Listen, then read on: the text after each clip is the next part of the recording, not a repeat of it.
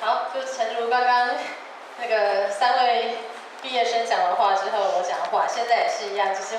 我也都不太知道我的同工们上来要分享什么，然后就默默发现大家都上来陪领。我知道我就讲个笑话就好了，为什么还要读一段经文呢？但是我们还是来读一段经文好了。好，这是圣经里面提到彼得的一段经文，马太福音16章15到19节，字好像有点小，好吧？那个看得到的人就大声念。好，我们一起来读经。耶稣问他们：“你们说我是谁？”西门彼得回答说：“你是基督，是永生上帝的儿子。”耶稣回答他说：“约拿的儿子西门，你是有福的，因为这不是属血肉的启示你的，而是我在天上的父启示的。我还告诉你，你是彼得，我要把我的教会建造在这磐石上，阴间的权柄不能胜过它。我要把天国的钥匙给你，凡你在地上所捆绑的，在天上也要捆绑；凡你在地上所释放的，在天上也要释放。”我其实不知道当初那个磐石笔记成立的时候为什么要叫磐石，就是我是说，在我准备要讲这段经文的时候，我其实不知道为什么叫磐石，对，但是我也很喜欢这2个字。但是在想要今天跟大家讲什么的时候，我就觉得还是要来讲一个磐石的经文，而我想到的就是这段经文，彼得跟耶稣的对话。当彼得认出耶稣是谁的时候，这是很重要的。所以我要用这段经文跟大家分享3点。第一点就是，当我们参加一个团契，其实这也有点是呼应刚刚丽宇姐说的，你可能跟你的辅导很好，你跟你的同学很好，可是团契的主是耶稣，你有没有认出耶稣是永生的神，是团契的主？你跟随的其实是这位耶稣。我觉得这个也是，其实像我们当辅导，我也有我的辅导，我有大学团契的辅导旭勇哥，我也非常喜欢跟敬重我的辅导。可是我的神不是旭勇哥，或者我的神不是哪一个我很喜欢的人，或我很喜欢的学生，或是我很喜欢的家人亲人。我的神是耶稣，他是永生神的儿子。但是我们活在我们的生活当中，别人也是看得见说，你信仰的是耶稣基督，不是任何一个人，不是你的团契。好，第2个，在16章18节，我要把我的教会建造在这磐石上，阴间的权柄不能胜过它，这是耶稣对西门彼得说的话。那我也想要跟各位分享，就是你从你之前在高中团契，到现在在大学团契，或者你跟你的同届同学的关系，其实很重要的事情是，有的时候确实有些东西会挫折啦，或者像刚刚其实小杨的分享里面也有提到，有时候也会觉得说，怎么我们这一届没有连接得很好啊，还是会在某一个人生阶段会让我们觉得有一些难过的事情，有一些暂时你没有办法找到方法解决的事情。可是耶稣说，阴间的权柄是不会胜过教会的，死亡的权柄，那些绝望的权柄，它不是不存在，但是它不会胜过教会，教会胜过这一切，团契胜过这一切，有耶稣同在的群体胜过这一切，这就是所谓的磐石。所以求上帝帮助我们的，如果说我们基督徒活在这个世界上，要有信心，要有勇气，要有喜乐，那个力量是来自于我们知道阴间的权柄不会胜过耶稣给教会的权柄，耶稣给每一个信仰群体的权柄。所以关键就是我们到底是不是一个真实的信仰群体。在16章19节，耶稣说：“我要把天国的钥匙给你。”他对着彼得说：“我把天国的钥匙给你。”当然，你可以去想什么叫做天国的钥匙，你怎么去解释天国的钥匙？而我想要跟各位分享的是，如果那代表一个有永恒生命之路的钥匙，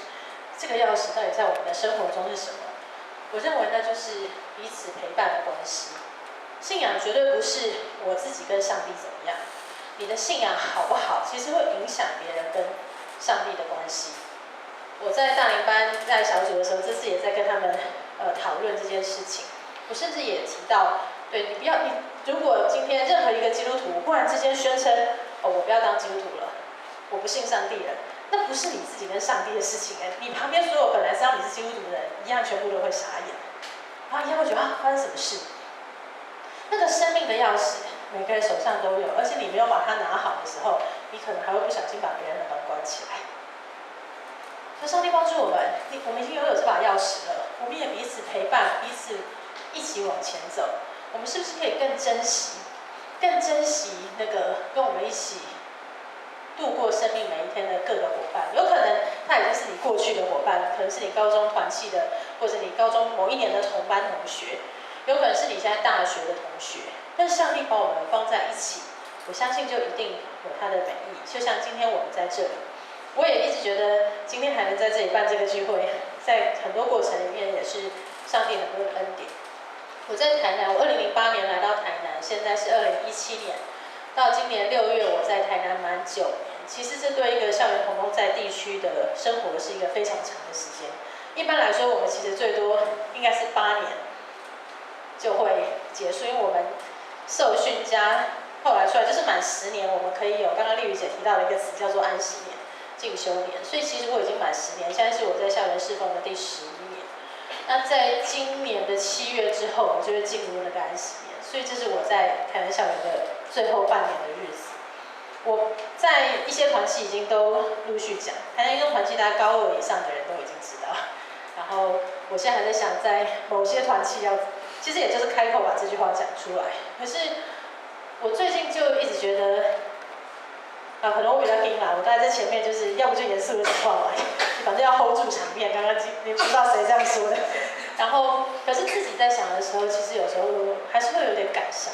就像我在南大团契8年半，在台南一中团契9年。对高中团契的你们来讲，反正这个辅导就是那3年在那里。可是对我们来讲，我看了9年11届的学生，然后看着大家长大，看着都有人要结婚了。就是我8年前刚来台南带的，已经有学生快要结婚了。那个刚刚讲的，不知道可不可以去县市？哇，在新加坡可恶。我应该可能会去新加坡安息。而我非常珍惜这些年来在这里的日子。在这过程中，我好几次本来校园曾经有跟我讨论要不要在过程中就把我调回台北。我大概在2012年跟2013年都差一点被调回去。如果那个时候调回去，不管是12还是13，我就会完全不会认识到22盘以后的人，就最多就认识到22盘打住了。对，就是因为那之后还在，所以要留到13年之后还在，才会认识到25盘的人吧。我觉得那都是上帝的工作，让我们可以在这个地方一起继续写下去。有可能坐在这里的人如果你跟我还算熟，也许有些人还是觉得，看起来很可怕，跟刚陈德芳说一样，会有某种觉得，但你如果再跟我熟一点，你大概也知道那个可怕其实也没有那么可怕。可是不管怎么样，我们所处的那个关系的重点，就是刚刚有人生觉得丽宇姐讲的是很重要的关键。不管你跟哪一个辅导很好，跟哪一个同学很好，你要知道他是一个基督徒，你要知道他跟上帝同在，是上帝跟他一起，跟你也很好。你的眼睛不要只看到那个跟你很好的基督徒，还有上帝的生命同在。然后也让我们珍惜，当你去陪一个人的时候，你不是只用你自己是谁我是刘娟娟，然后他是洪州哥，还是谁谁谁，不是用我们自己去陪他，是上帝跟我们一起陪伴彼此。我们最后就一起起立来祷告吧，这真的是最后的。但愿我们今天在这边的陪伴，不管是继续持续下去，还是其实你有一段时间没有想到这些陪伴，求上帝今天提醒我们，让我们继续有很真实的生命的关系。我们一起同声来祷告。